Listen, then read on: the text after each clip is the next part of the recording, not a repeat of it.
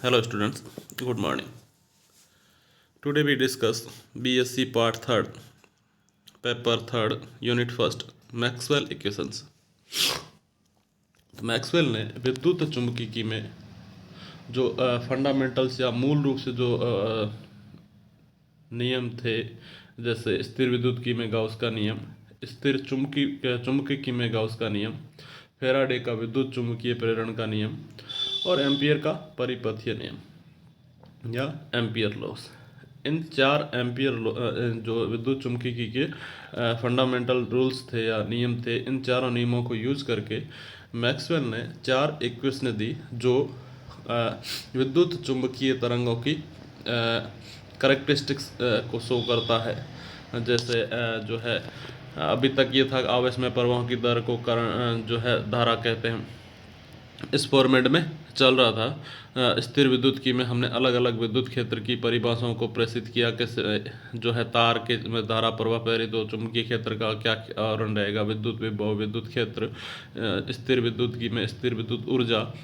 और वैसे ही हमने जो चुंबकीय का था, जब आवेश प्रवाहित हो रहा है तब जब दोनों एक साथ घटित हो और चुंबकीय क्षेत्र में टाइम के साथ परिवर्तन हो तो विद्युत वाहक बल उत्पन्न होता है। वैसे ही विद्युत वाहक बल में जब समय के साथ परिवर्तन हो, अर्थात विद्युत क्षेत्र में समय के साथ परिवर्तन हो, तो जो है चुंबकीय बल उत्पन्न होता है या जो घटना घटित होती है उससे जो है कुछ न कुछ फील्ड जनरेट होता है। तो मैक्सवेल ने थ्योरेटिकली या सैद्धांतिक रूप से इन चार समीकरणों को यूज करके इलेक्ट्रोमैग्नेटिक वेव की करैक्टरिस्टिक्स को शो करने का जो किया है। हम आज उन्हीं मैक्सवेल इक्वेशन की बात करेंगे। मैक्सवेल समीकरण जो ये चार मूलभूत नियम है, इनका अवकलन रूप में व्यक्त करते हैं या विद्युत गति की इलेक्ट्रोडायनामिक्स की आधारभूत समीकरण है। इन समीकरणों की सहायता से विद्युत चुंबकीय तरंगों की उत्पत्ति तथा इनके व्यवहार की जो है व्याख्या संभव हो पाती है।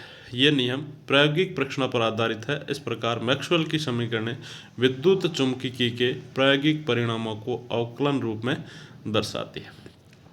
फर्स्ट हम लेते हैं मैक्सवेल की प्रथम समीकरण, first equation of Maxwell. Maxwell की प्रथम समीकरण स्थिर विद्युत की में गाउस के नियम पर आधारित है।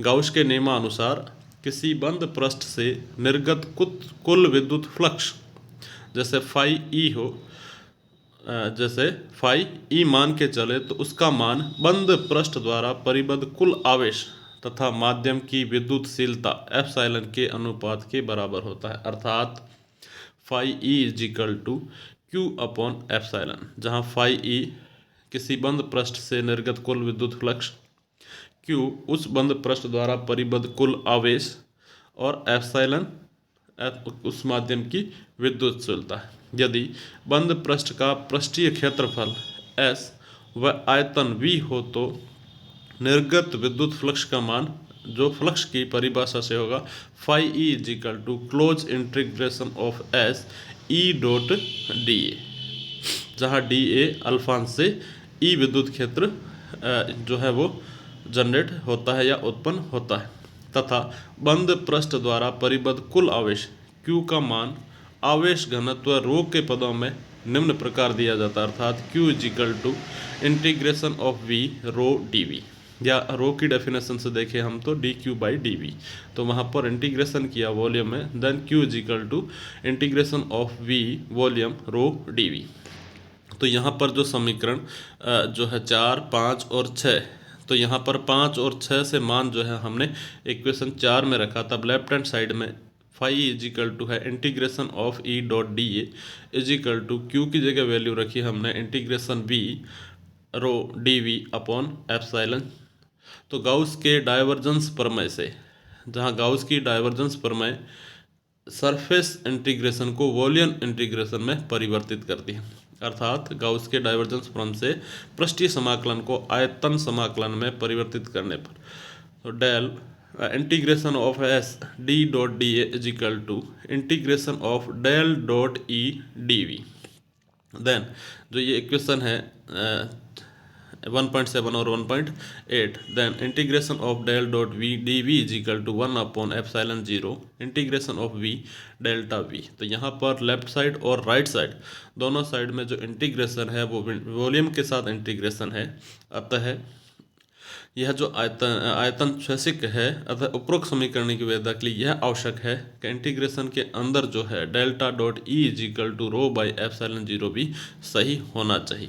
तो यहाँ जो 1.8 है यह मैक्सवेल की प्रथम समीकरण कहलाती है. मैक्सवेल की प्रथम समीकरण डेल डॉट ई, जहाँ डेल क्या है, ऑपरेटर है जो पार्शियल डेरिवेटिव है. तो del dot E is equal to rho upon epsilon zero. Maxwell की फर्स्ट इक्वेशन. इसे विद्युत विस्थापन डी के पदों में निम्न प्रकार से लिख सकते हैं, क्योंकि डी की डेफिनेशन से हम जानते हैं D is equal to epsilon E, then delta dot epsilon E is equal to rho, then del dot D is equal to rho. तो 1.9 जो है विस्थापन सदिश की फॉर्म में मैक्सवेल इक्वेशन से. सेकंड देखते हैं मैक्सवेल की द्वितीय समीकरण या सेकंड इक्वेशन ऑफ मैक्सवेल. स्थिर चुंबकीय में गाउस के नियम से हम जानते हैं.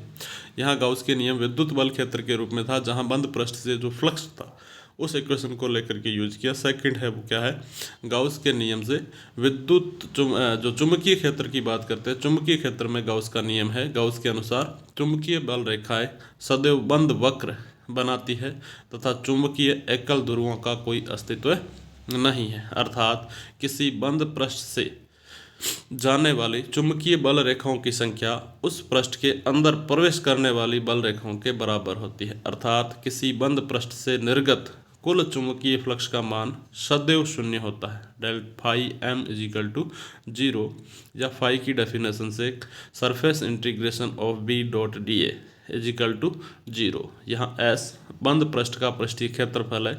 यदि बंद पृष्ठ का आयतन v हो तो समीकरण में गाउस के डाइवर्जेंस प्रमेय का प्रयोग करने पर तो integration of S B dot D A is equal to integration of volume del dot B D V is equal to zero. अर्थात integration of v del dot B D V is equal to zero. अगर इस integration की value zero है, it means इसके अंदर जो value है del dot B is equal to zero होना चाहिए. तो del dot B is equal to क्या है, मैक्सवेल की द्वितीय समीकरण है. यदि माध्यम की चुंबकीय पारगम्यता म्यू हो तो B is equal to mu H. अतः समीकरण 1.10 से del dot H equal to zero. यह समीकरण चुंबकीय क्षेत्र एच, जिसको हमने चुंबकन क्षेत्र कह दिया, चुंबकन क्षेत्र एच के रूप में मैक्सवेल की द्वितीय समीकरण को लिखा गया. नेक्स्ट देखते हैं हम मैक्सवेल की तृतीय समीकरण, third equation of Maxwell. Third equation को यूज किया फेराडे के विद्युत चुंबकीय नियम से. फर्स्ट था फेराडे के जो विद्युत क्षेत्र के लिए नियम, दूसरा था फेराडे का चुंबकीय क्षेत्र के लिए नियम, और थर्ड जो है वो फेराडे का विद्युत चुंबकीय प्रेरण नियम. इस विद्युत चुंबकीय प्रेरण नियम के अनुसार किसी बंद परिपथ से संबंध चुंबकीय फ्लक्स के मान में परिवर्तन होने पर परिपथ में एक विद्युत वाहक बल प्रेरित होता है. Then E is equal to minus del phi M by del T, जहाँ फाई एम बंद परिपथ से संबद्ध चुंबकीय फ्लक्स है. विद्युत वाहक बल बंद परिपथ के अनुदिश एकांक सदिश को एकांक धनावेश को संचरित करने के लिए किए गए कार्य के समान होता है. अर्थात E is equal to close integration of C E dot D L. Then समीकरण 12 और 13 से phi M is equal to close integration of S B dot D A. तो यहाँ पर समीकरण 13 और 14 से मान 12 में रखने पर close integration of E dot D L is equal to minus del by del T B dot D A, या close integration of E dot D L is equal to minus integration of S D B by D T D A. Stokes के curl प्रमेय से जहाँ रेखीय समाकलन को पृष्ठीय समाकलन में परिवर्तित किया गया. अर्थात close integration of E dot D L is equal to close integration of S del cross E dot D A. Then value रखने पर integration of S del cross E dot D A is equal to minus S D B by D T dot D A. तो यहाँ integration का left hand और right hand side equivalent है, अर्थात integration के अंदर की वैल्यू जो है डेल क्रॉस ई इक्वलेंट होनी चाहिए minus D B by D T के। यह जो समीकरण है यह मैक्सवेल की थर्ड इक्वेशन कहलाती है। यदि माध्यम की पारगम्यता म्यू हो तो h के पदों में इसको निम्न प्रकार से लिखा जाता है, b is equal to H by या b is equal to mu H then del cross E is equal to minus mu del H by del T. Next जो है इक्वेशन फोर्थ, उसको हम नेक्स्ट वीडियो के अंदर discuss करेंगे। Thank you.